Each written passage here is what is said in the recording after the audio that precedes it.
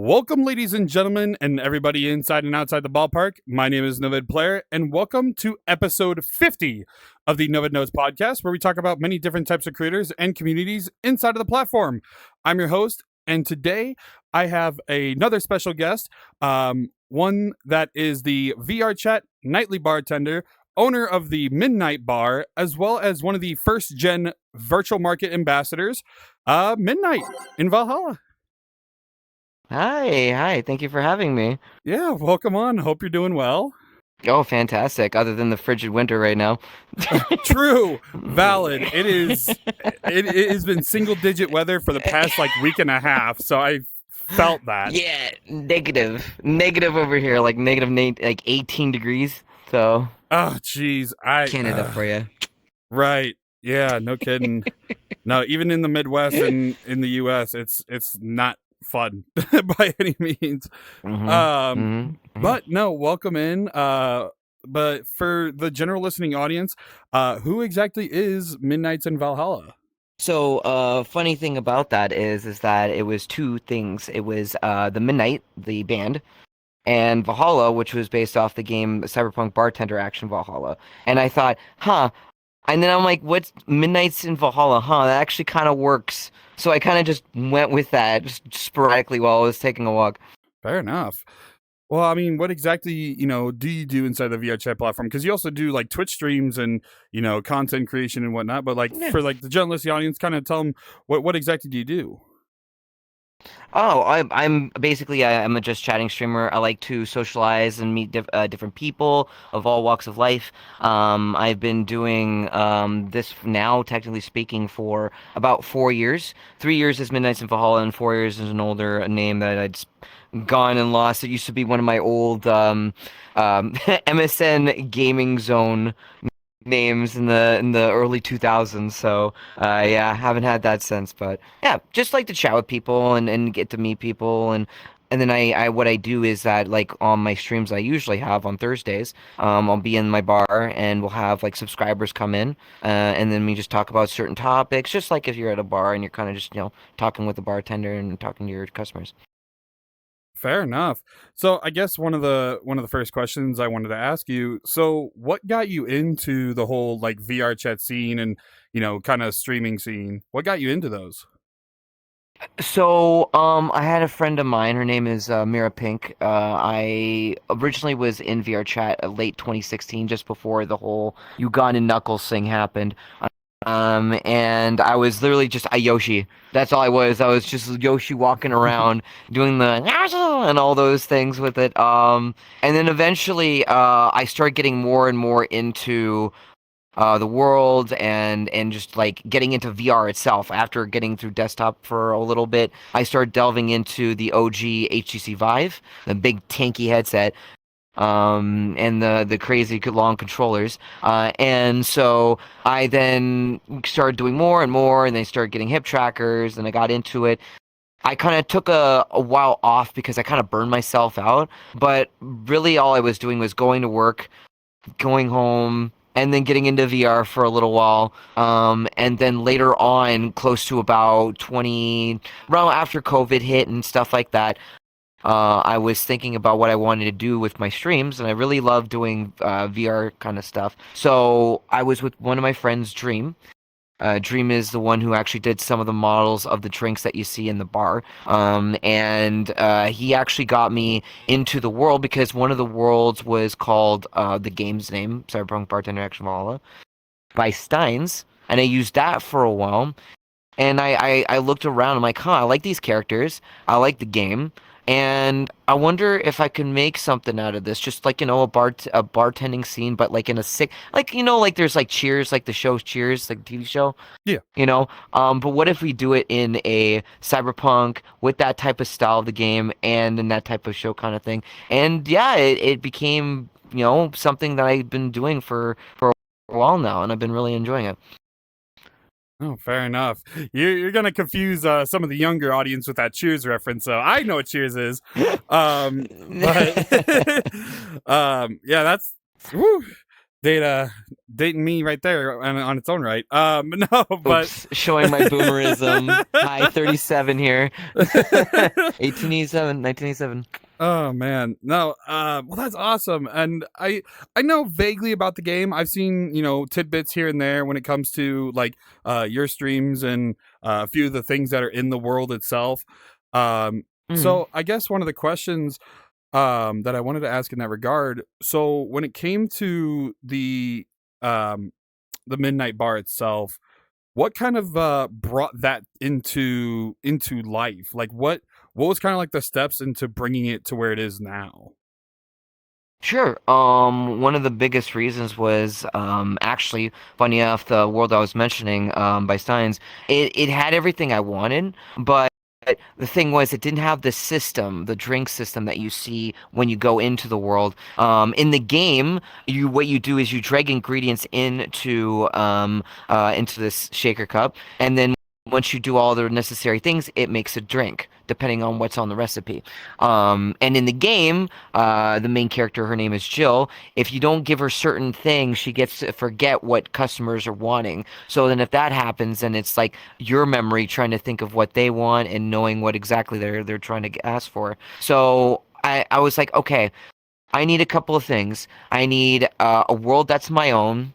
Two, a VR version of the game because I really liked the idea. And three, I wanted a streaming world. I wanted something that I could stream to without having to rely on someone else's because that's I felt like was wrong. And so I contacted my friend J Melt, who's I've known him for a very long time, and I asked him about commission prices, stuff like that. And a year after, he hit me up and he was wondering if I still wanted to commission him. He ended up playing the game and he really, really loved it. So then it actually added more to what you see in that world. And one of the things I did show him was, of course, the last world, the Steins one, a couple other ones that people have made. He also then started playing it. And then I gave him a concept design from my background that I use off of VRChat by Banksat 3D as the name is. He actually does 3D backgrounds and VRChat worlds for VTubers. So, totally not a potential, sneak peek at something in the future with Warudo. But yeah, no, I contacted him. We got to work, and then, little did I know that what was going to happen afterwards. Me and Jay never expected that the world would explode the way that it did. And that was just me being, I love to give Valhalla fans a VR world that they can do the same thing they would do in the game they always wanted to do. And not only that, but it was more so that I was getting tired of seeing a lot of clubs, the polls and the private worlds, and like, no offense to anyone, it's just like I see so many of those things, and I miss the days of just, chat in VRChat, socializing more. And one of the best things about Valhalla is that you're the bartender, you're talking to the customers, and you get to have that kind of one-on-one connection with them. And then people that are like around you that might want to get into the conversation. And that's the great thing about, the social scene is when you're able to kind of connect when you're probably nervous, you have issues wanting to chat with other people, anxiety. And that place has been so special to so many people that it's become what it is now. No, fair enough. I definitely agree with you in the sense of, having it be a social game like it used to be. Now, granted, there are amazing clubs out there that do amazing Oh events. yeah, yeah, Um, so phenomenal. it's just kind of it's a particular not niche. What's the word? It's a particular set of likes in when it comes to that type of stuff. Some Like people are more cliche kind of. kind kind of or clicks would be maybe a better word. Like you have your Okay. more social people, you have your more rave scene people. Um, it, Yeah, the trend. right, yeah. It's Man, definitely man. an interesting thing. So I guess kind of one of the things I wanted to talk about in that regard when it came to the world. So obviously it is based off the Valhalla type aesthetic and everything. Yep. Um, so Mhm. is it like because I don't know too much. I know like bits and pieces. So is it based off like the entire game itself, or is it kind of like No, more? Okay, I was it's gonna. just paying tribute to the game. That is something that I wanted other people to also check the game out, because when you look at the back of the menu or you click through the pages when as you're a customer, it actually shows advertisements for it. Because again, that game has been an amazing part of my life in terms of like the just a lot of the characters that I can relate to. And I wanted more people to see it, more people to check it out, more people to get curious on it. And it has helped pretty much advertise that game. And the game's been around since 2016, by the way. So that's another thing. But I really wanted to show people exactly what makes that world special, is because that game makes it special. They are the OGs, just like the drink system. We didn't create it. They made it from the game. We just wanted to kind of put that into a VR space so people can still enjoy it and are still waiting for Nirvana, because I know I am. We've been waiting for a while and praying to the Sukuban gods that they eventually get to that point where we can actually play, because I'm definitely going to play when it comes out. I guess that'd be another question. Because if they do Mhm. make Nirvana, do you think that there'll be essentially a sequel to like the Midnight Bar, and it's gonna be more Nirvana based?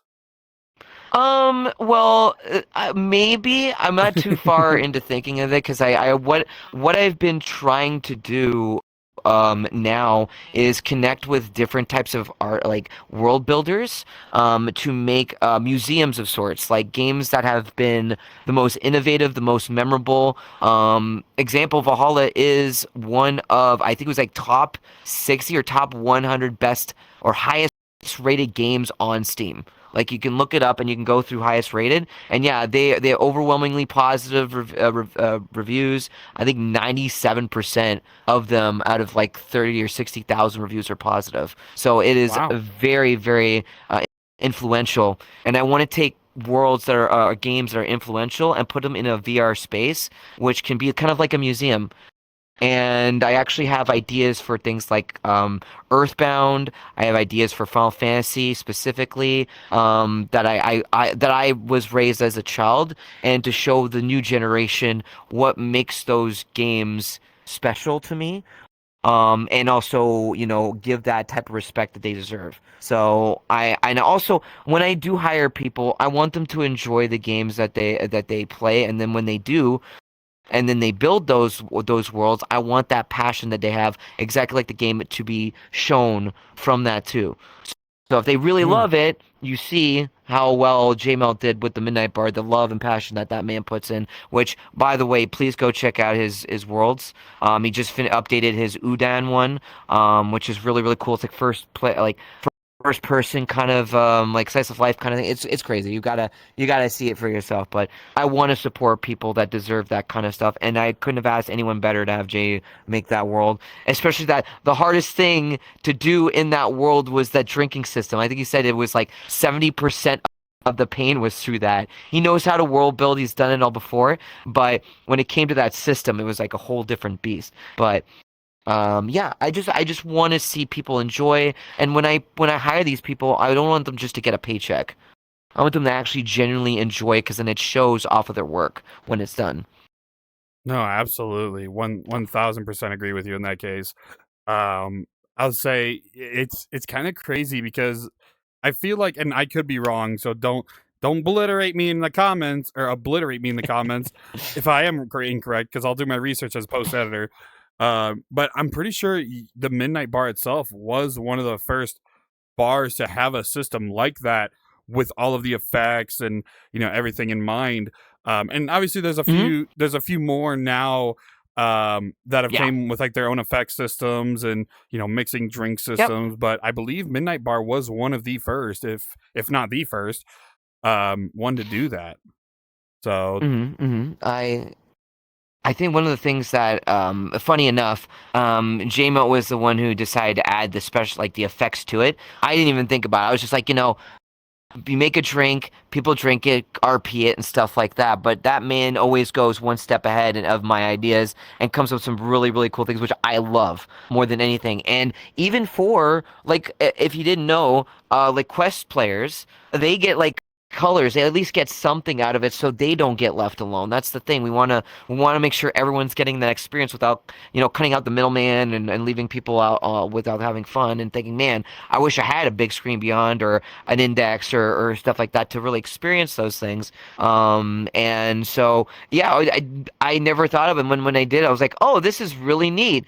Would I do it multiple times? Not really, because it does screw up around with my vision and stuff. But I mean, like to the people that can handle it, it's great. It's fun. People enjoy it. They'll get drunk and then they'll get crossfaded and then they'll do that. It's like playing a roller coaster game at that point. You're just going through the waves. You're hearing the audio, and then if you get drunk enough, you go to the back, and then you can go back and then continue. And yeah, it's so fun. And again, it's just especially the Easter eggs that you find around. I mean, before the bar group started doing is making like videos and putting them onto the video player and then putting all of the ingredients. Before that, it was just you had to find them and you had to go through word of mouth a lot more.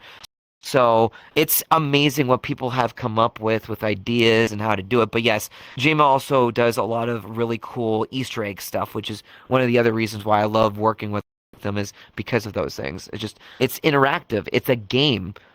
Make it like a game, but give it a social kind of like twist to it. I'll say, yeah, no, it's definitely a cool thing when it comes to like the progression of how the Midnight Bar, came to be. Kind of to go Hmm. back a little bit. Um, Sure. so what got you started on the content creation side of things? We talked about how you kind of got into VR, but what got you into like content creation and streaming? Is actually from an old friend of mine.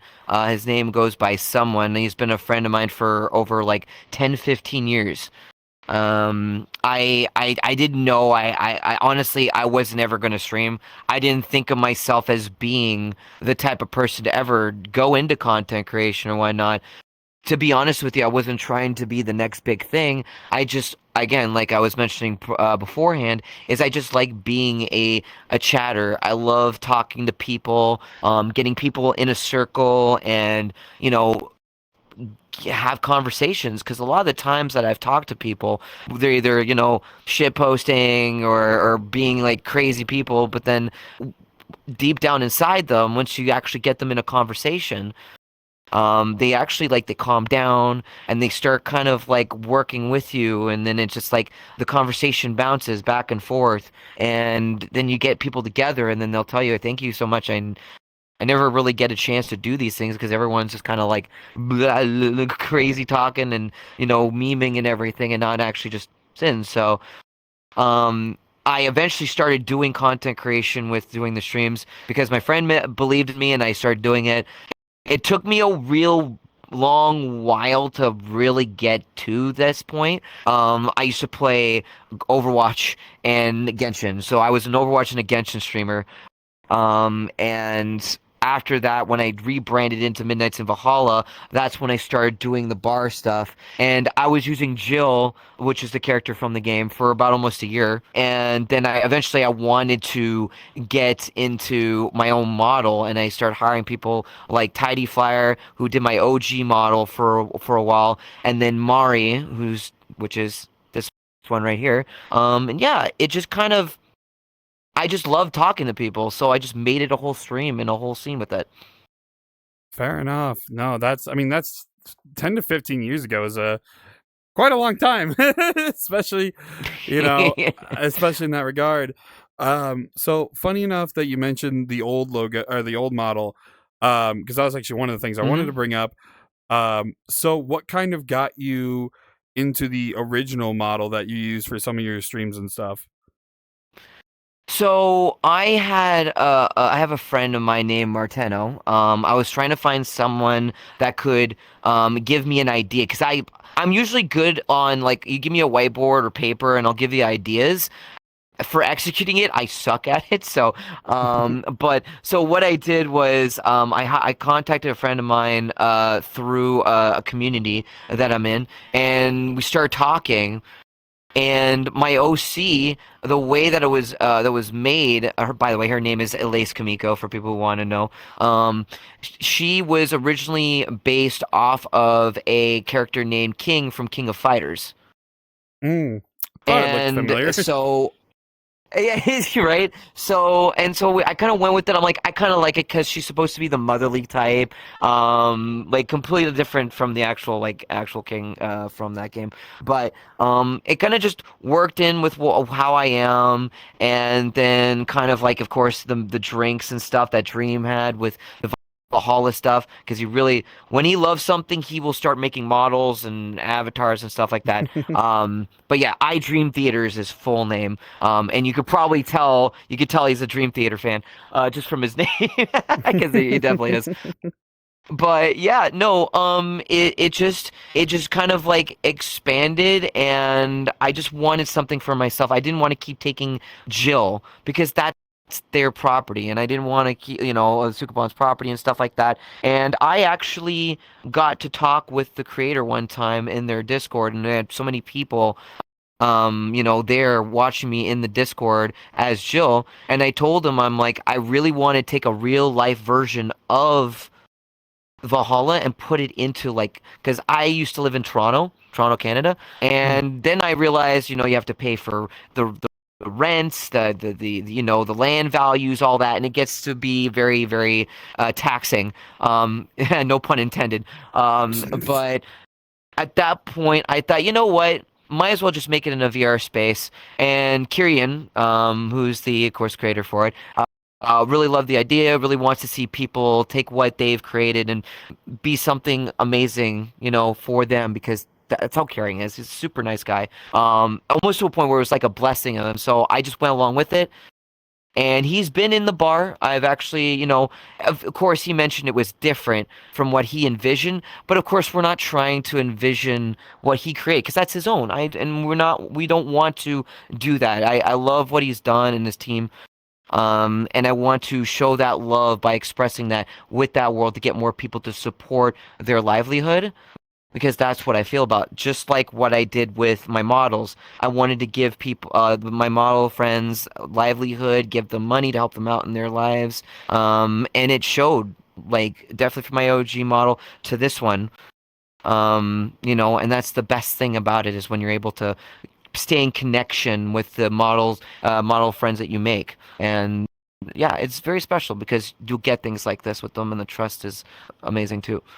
No, hands down, 100% agree on that. I know. Big shout out Yuki, episode fucking 3, I believe. Go check out that episode.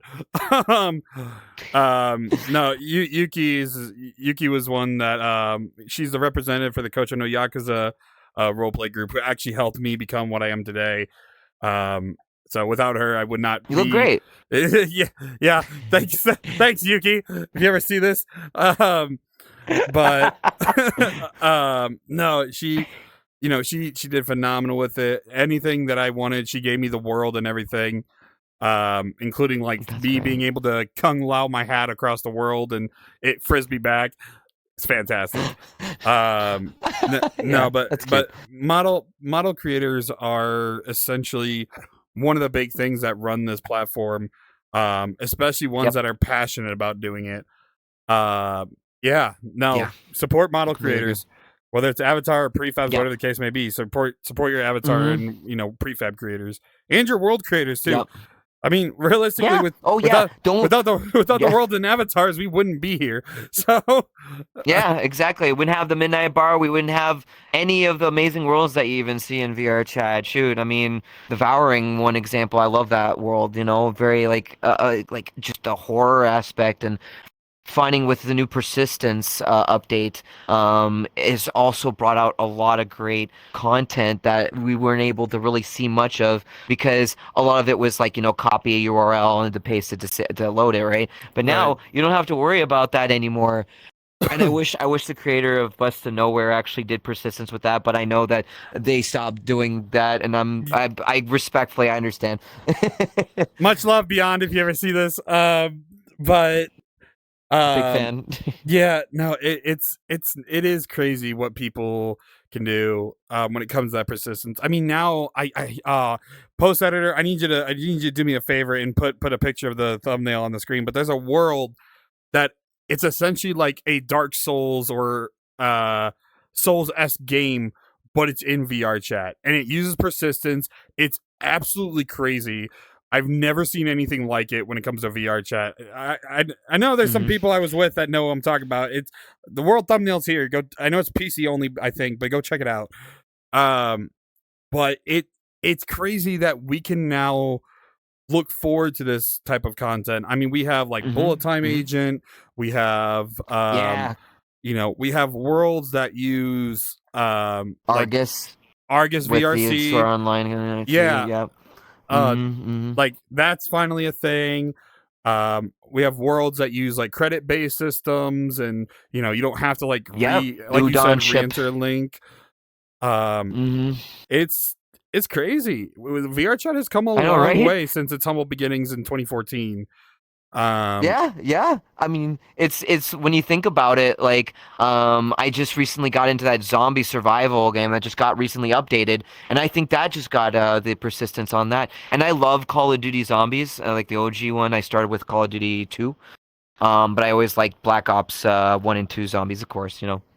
Me showing again my boomerism, but the fact to be able to have that in VR and be able to continue and do some great stuff, and especially with the creator economy and be able to support the devs that actually, because technically speaking, the people that create these worlds are also they're devs.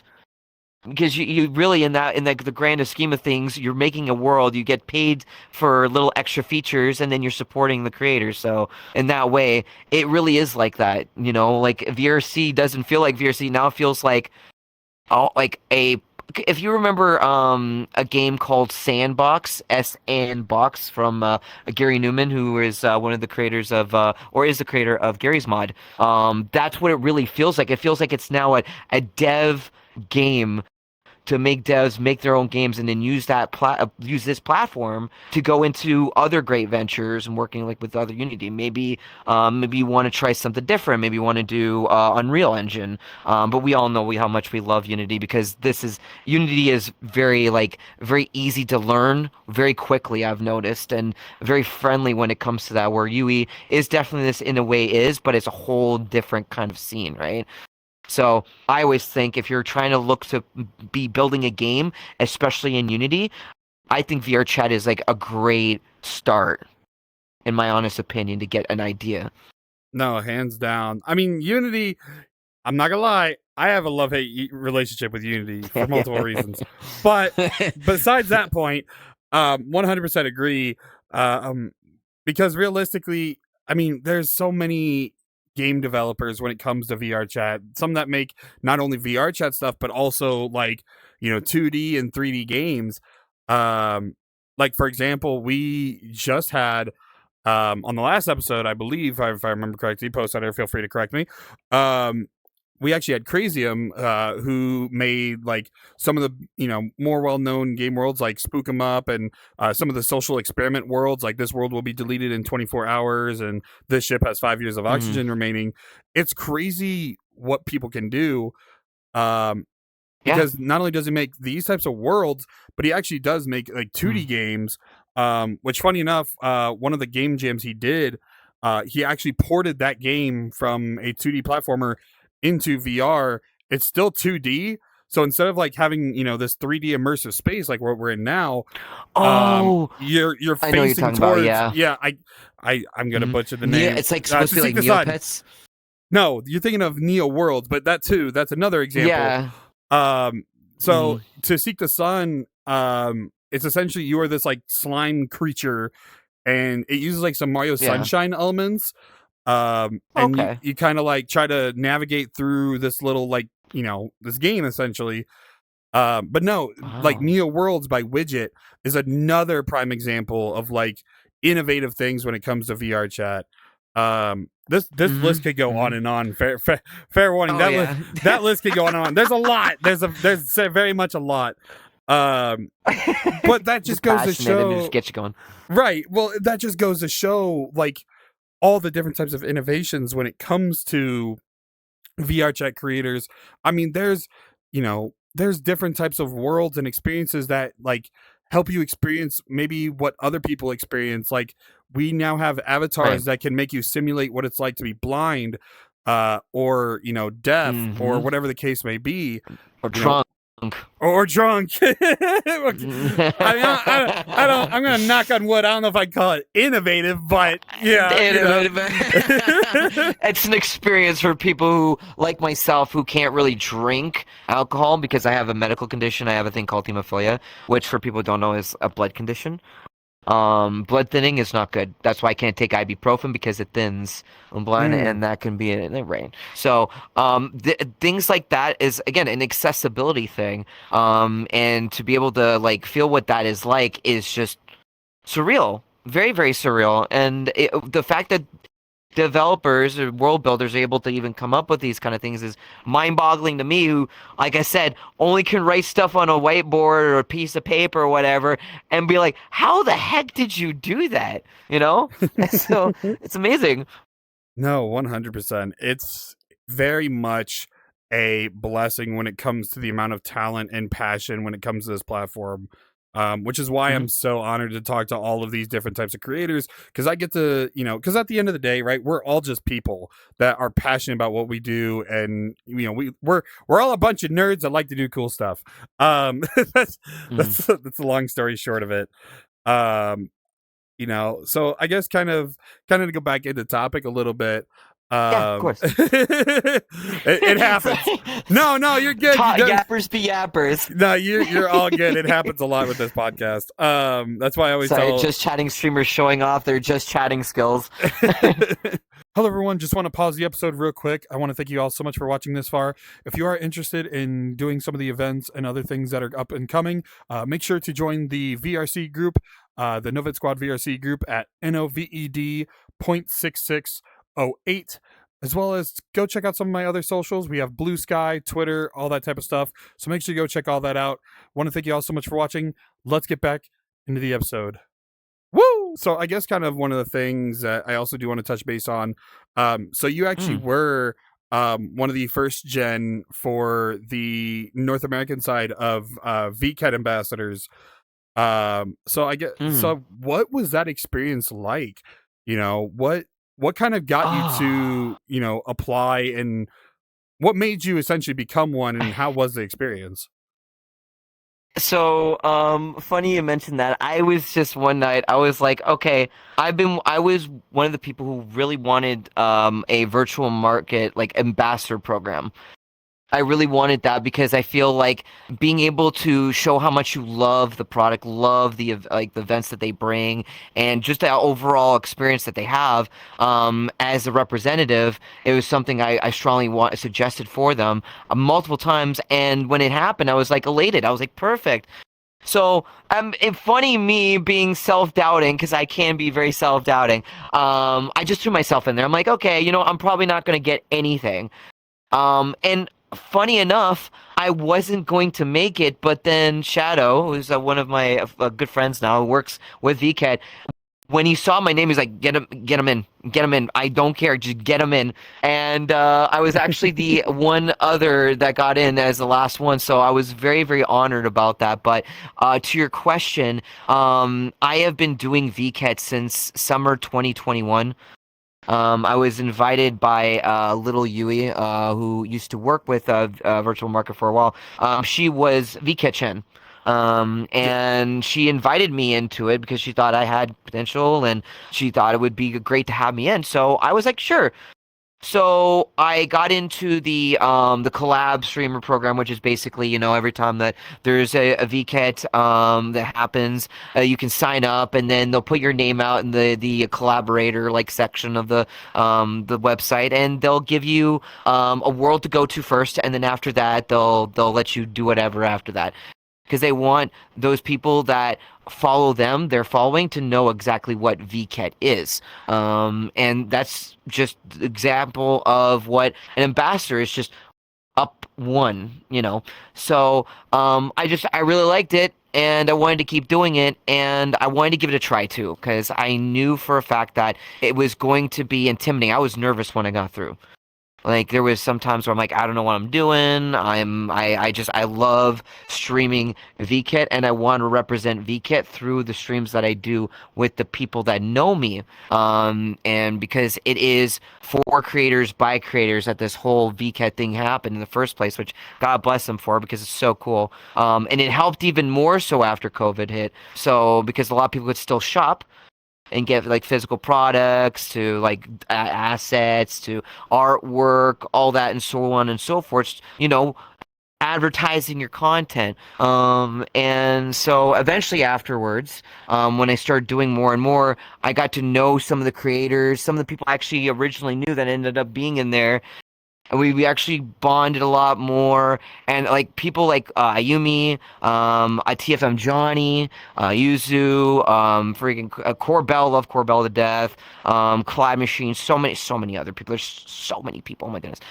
And I really loved it, but in turn it was a lot for me because even though we're not like expected to do anything, they just want us to do something, right?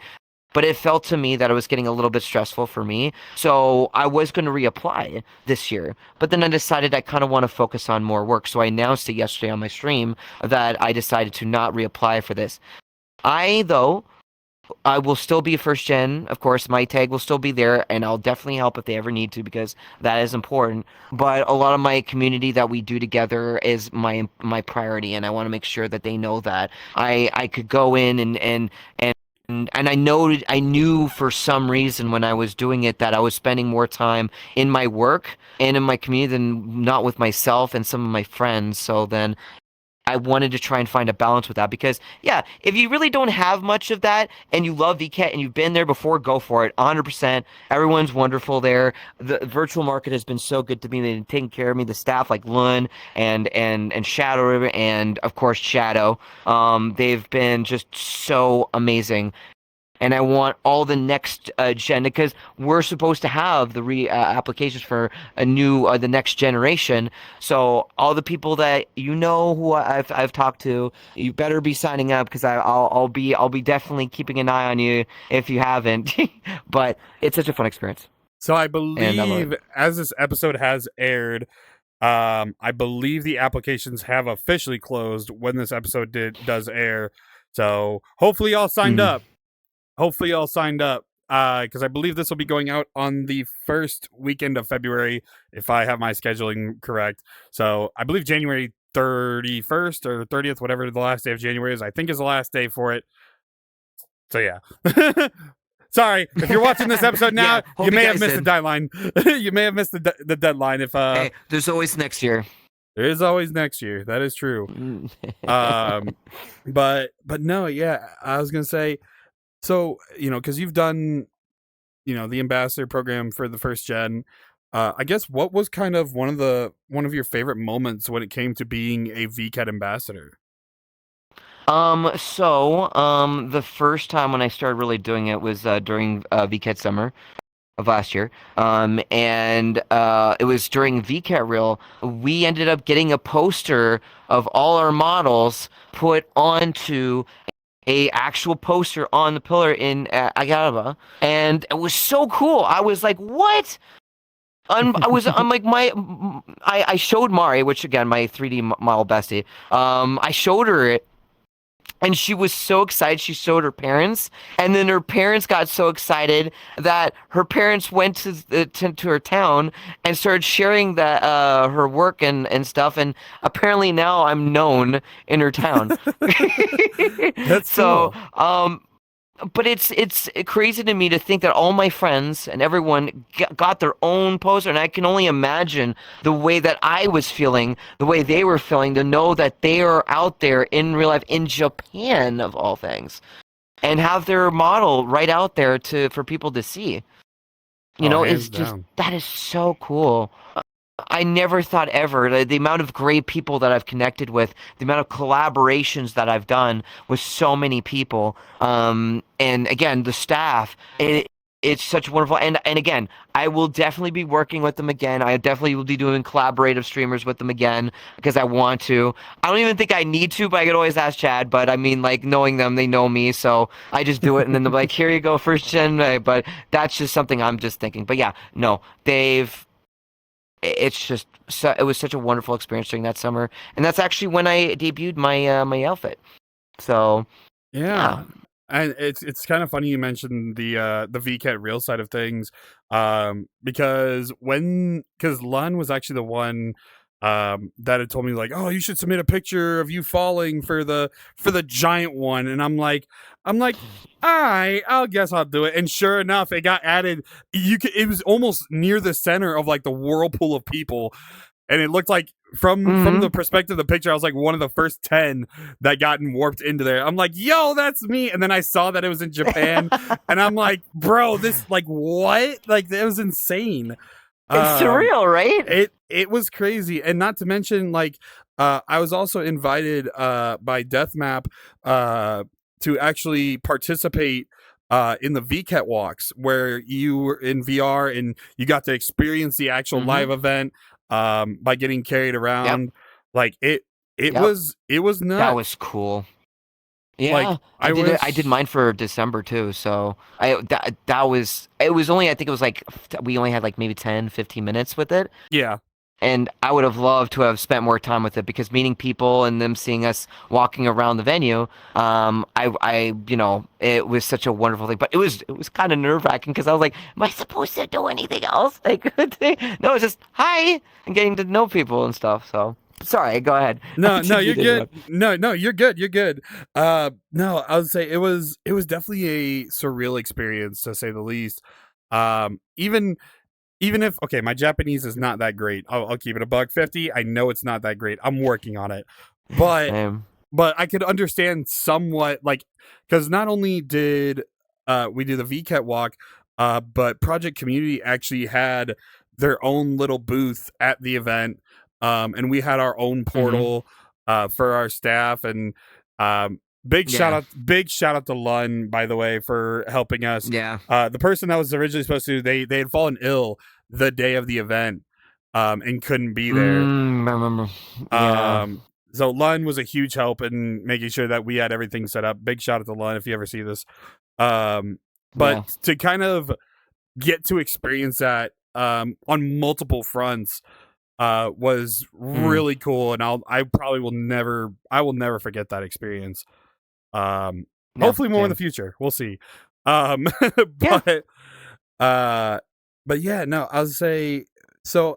Okay, so you've been around the VCat for a while. So one of the questions I wanted to ask you, out of all the VCats, all the different themes, winter, summer, music, comic, any of the ones you've been to, what is one world out of all of them? I know this is, or top 3. I'll give you a top 3. What's like one or 3 worlds that you think were like the best VCat worlds overall since you've been around for so long? Pariel, New York. Like if I had a gun to my head, it would be instantly Pariel, New York.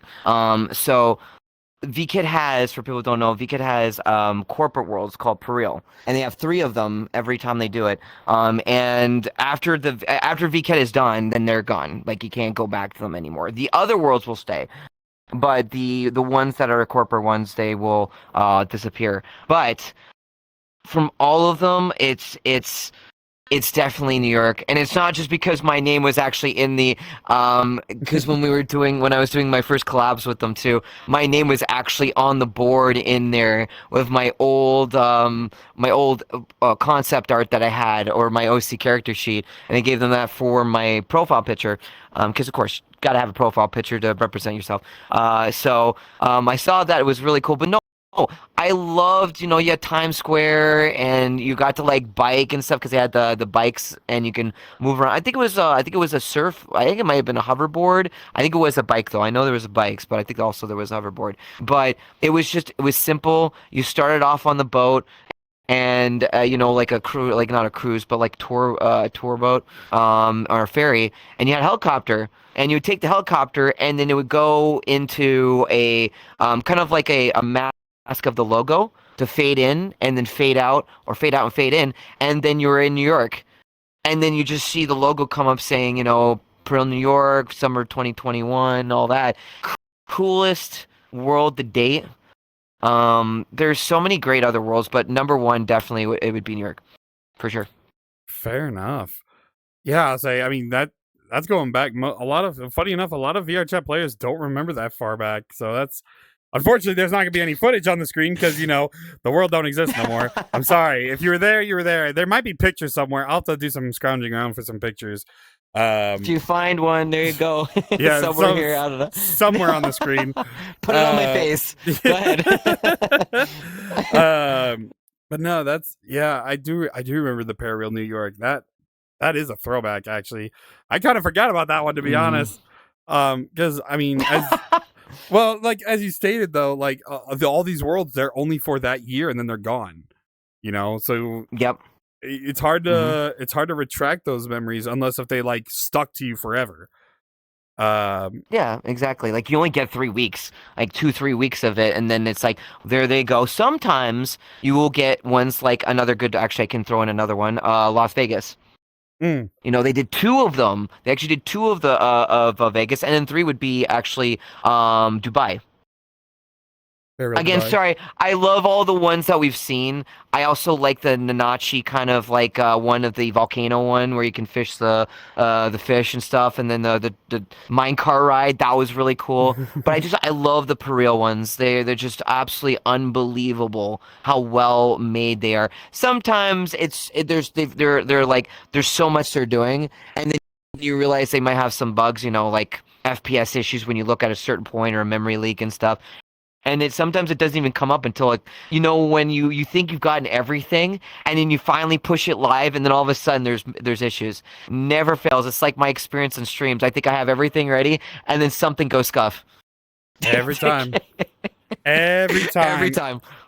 Yeah, no, I felt that. Or you accidentally click a button and it's like, oh, I've been muted for X amount of time, or 10 minutes.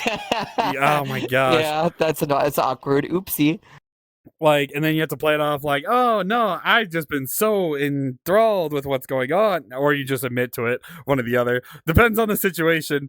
Yeah. Some games will get you like that though. You'll be like locked in, just like gamer lean type stuff, and just like yes, but yeah. Scuff happens no matter what you do. Even the podcast has had plenty of scuffs over the almost now year. It happens. But that just makes it natural. That makes it so it's not so, artificial. It doesn't feel like fake. We're all human. No, 1,000%. And that's the special part about it. Yeah. So I guess one of the other questions, because we're kind of going back into a little bit of the history side of things. So we did talk about your model and stuff. But what kind of inspired the actual the MidnightsinValhalla logo? So the logo was done by my friend Wiggly Piggly, another good friend I've known for years. I asked him if he could. For people who don't know, Wiggly Piggly VRC is his Twitch. If you want to go check it out, he does DJ stuff, and he also does world building. He actually built a bar for me called Galaxy before the Midnight Bar. No one knew that he actually had something prior to that. So I never mentioned this because I kind of wanted to put it in between.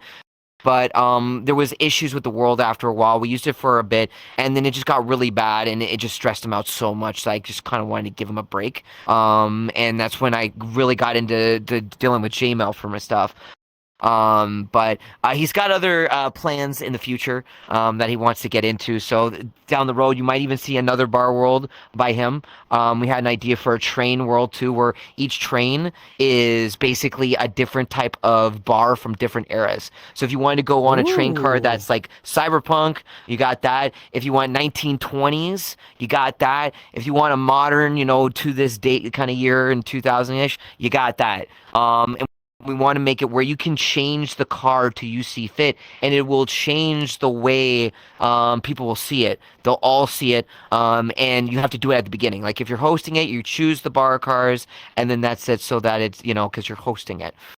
So you can Right. do whatever you like. So that's something in the future that he's been trying to do. But yeah, no, it was just basically M-I dot in the middle and then V. And then I mean, if I had a pen, I would do it. But yeah, I just curved in dot and then just swipe, and that was MIV, and it works out. It works really, really good. And it was simple. You know how it is nowadays. Like if you know like Dunkin' Donuts. They used to have Dunkin' Donuts, but now they're just called Dunkin'. Or like you have McDonald's where they have the full end of the name McDonald's, but now they're just called M. Or like McCafe. They've kind of shortened a lot of the stuff with it because they want to keep it simplified, right? Or the color palette, right? It's now gray, white, the modern stuff, and it just seems boring, right? But I get that. Mine, I try and add color to it. You have the sign in the purple and that gradient, and yeah, it just worked out. I've used it for years, and I haven't had any real need to change it. But yeah, no, Wiggly was the one who helped me with that one, and we put it into the Midnight bar, as you would see when you go into where you see the bar itself, and it's above. Of course, if no one has the banner tier that allows a bar group to have their own custom banner, then my logo actually goes up above the staff room. Nice. Yeah. Fair enough. No, well, that's absolutely cool. The fact that because I mean, realistically, it's very simplistic in style. Like it's not over because I've seen a lot of logos in my time, right? Working with many different communities and stuff and different creators. That's something I liked. It's such a very simple design in the sense of it works. It makes sense as to why it looks like that, but also it gets the point across. At least that's how I look at it. That's my unprofessional opinion. Knock on wood. Sometimes simple is good. You don't want to overcomplicate things. You want to make it easy for a person to understand. At one point, not a lot of people notice the I in the center of it, because it's a dot and then the line and a space and then it goes into the V, right? But then people noticed it, and then it just kind of we decided to kind of make it a little bit more understanding by putting an underline and then my full name, and it still worked out really good because it also reminds me of the good old movie company logos. They'll have an icon and an underline and then the name, like MGM. So stuff like that, yeah. Fair enough. No, I mean that's pretty freaking cool. The fact that I don't know, I adore things like that. Learning what inspires people to do what they do when it comes to their branding stuff. It's a weird niche, but I find it interesting because everybody's different. Everyone has their own unique taste and style, and I don't know. It's definitely an interesting thing. Yeah, of course.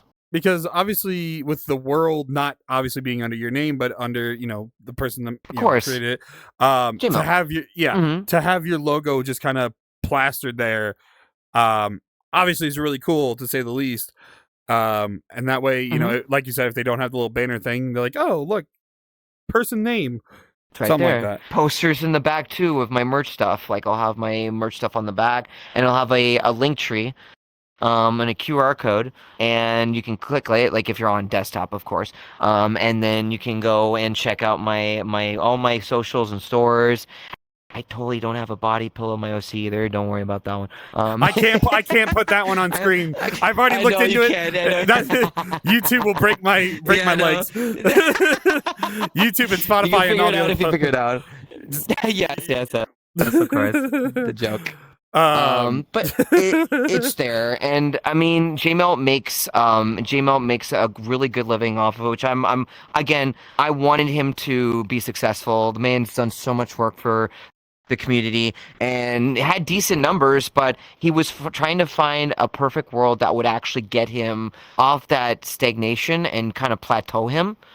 And the Midnight Bar ended up being something of that, because originally, if I remember correctly, if you remember Cafe LeBlanc, I don't think it was by Blaze. Blaze handed basically keys over to JMelt, something like, don't quote me on that one, but I know that he took over it and started taking care of it and added a little bit. But for him to call his own, truly, that bar really made it work for him, which I'm so happy for. The man, again, deserves it. And I want nothing more than anything to make sure that my friends or the people I work with get that kind of recognition that they deserve because they work so hard to make these worlds the way they are, to make you guys enjoy those types of experiences with VRChat or anything in that regard. No, for sure. And dude, I love the Cafe LeBlanc world. Brings back Same. memories. Um but The but good old days. the good old days back when Persona was I'm not gonna I'm about to get attacked in Persona my 6-1. yeah, Persona 6-1. But you know, I don't need Royal, I don't need Strikers, just give me Persona 6 already. That's all I want. But you're gonna get DLC and other games with Persona stuff in it. There's your more content for Persona stuff. Oh my lord. It's Sorry, like the Alice. it's the Just milking the cow. it's the there's so many games that do that now, and I'm like, I just want new Yeah. content. Yeah, hey, if it's successful and it still makes them money, they're gonna keep going until the cows come home. So True, valid. I don't blame them. Oh man, no, but it's definitely crazy. So, kind of to go more into the streaming side of you for a little bit. Yeah, sure. So, obviously you do a lot of just chatting. You do some gameplay as well, but you also do one of the most notable things. Is some of your charity events that you've done over the years. And correct me if I'm wrong. For this past year, if I did the math correctly, post editor, you can throw it on there because I also looked at a bunch of your posts and stuff. In total, from what I saw, you raised about like $12,000 like in total by the end of December 2024, if I remember correctly, because you had the 10,000, and then you also had another post afterwards in December for like 2,000 something, I believe. But yeah, I mean that's a wild thing to say the least. So I guess one of the questions I wanted to ask, when it came to that, what kind of inspired you to go down this route of doing like big charity events and stuff? So, to clarify with what you were mentioning before, it's about $13,000 to $15,000 over the course of the years I've been doing charities for 3 years now. That's just over 6 to 7 charities I've done that for Tiltify and one for Twitch. But yeah, no, I did it because my family has always been I've done charities for multiple organizations. We've done a lot for the Hemophilia Society, because hemophilia, but Starlight Children's Foundation, who actually were the one who gave me my first computer, which was a compact Presario, mind you, getting real old now, 1998, 2000 days, with compact, yeah, no, but yeah, no, my mom has been doing that for years and years and years. And once they started growing bigger, there was a streamer named, and I don't know if you know them, you probably do because quite a few people do, her name is Tiffany Witcher. And she does a lot of charity. She's what they call as the charity witch on Twitch, and we've grown to be very like close friends and stuff. And she had inspired me to do those things as well, not just with my mom, but that. And I always thought that I wanted to find a way to keep myself like on the ground, like grounded, because when you get famous and you get money and all these things happen, you start getting an ego in a lot of the sense, because you don't know, like people kind of like egg you and give you that feeling, right? And if you're weak-minded, you're going to go along with it. People are going to give this to you, so you're going to want to, you want everything, and your cup of tea or your cake, and you eat it too. So I was there at one point of my career where I was feeling the ego, and I didn't realize until my friends started calling me out, which I appreciate them to do that. Please do. And I wanted to do more charities, and so I kept doing it. I've done charities for Make-A-Wish Foundation, which is still my largest amount I've ever raised to date. I raised $4,000 for them 2 years ago in December.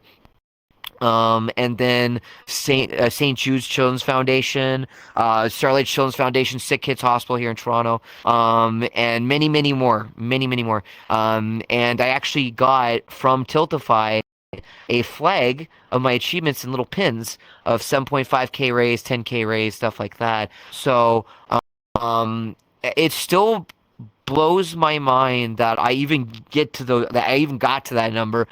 I thought, the first time I did it was against sick kids. We raised like $580, which for the first time doing it, I was like, what? That much? Holy moly, right?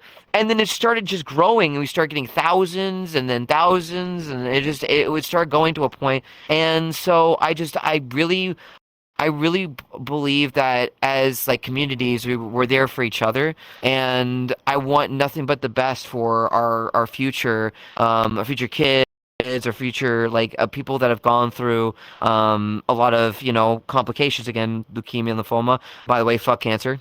And so if we're able to take if every VTuber was able, kind of like how Jacksepticeye has his Christmas charity thing that he does, and we get everyone together, it's a wonderful thing, and I want to do that with so many people that have given me the opportunity to not always about me, but to other people that are in need, that don't have the type of luxury that I have, or go through a lot more complications that I have. And it's never a competition. We all are going through a struggle, right? And the fact that we are able to do this, and I'm able to do something like this, is why I do it.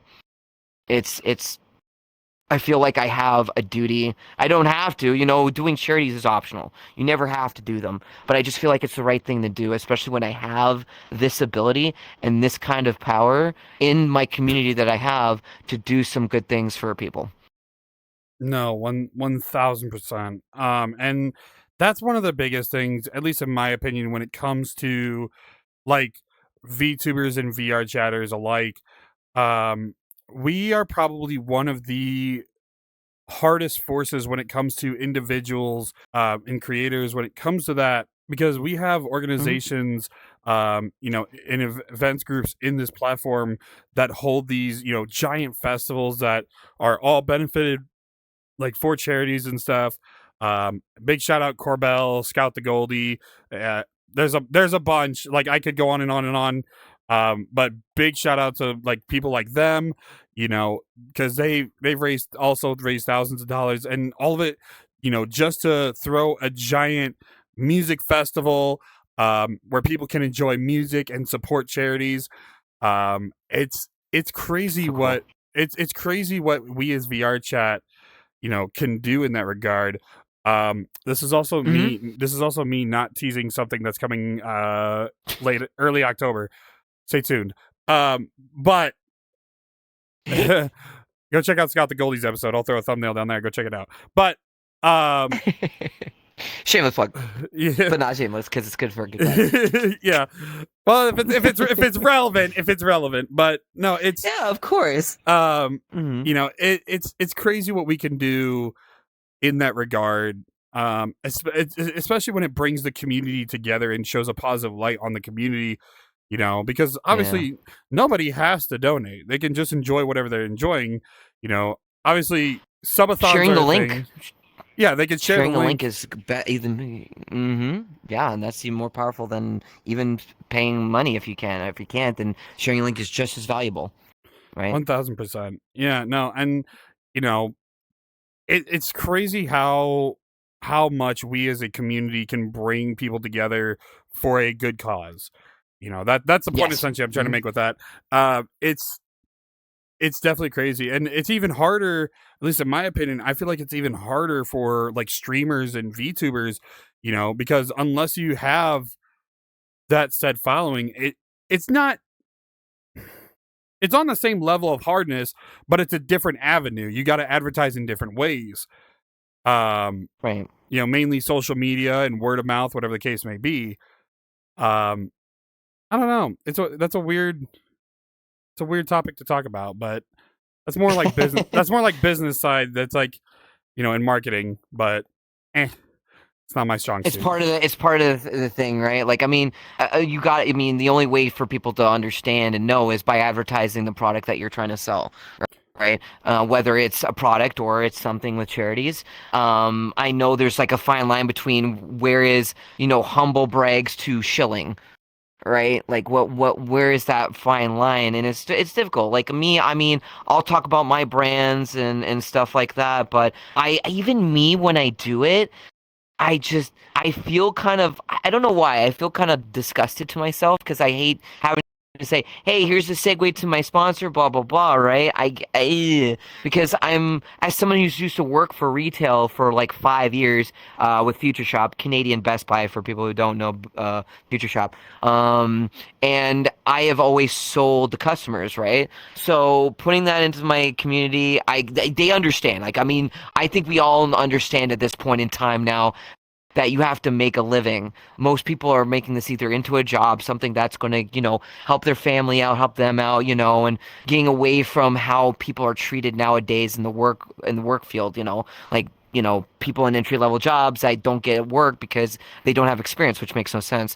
But anyways, I digress.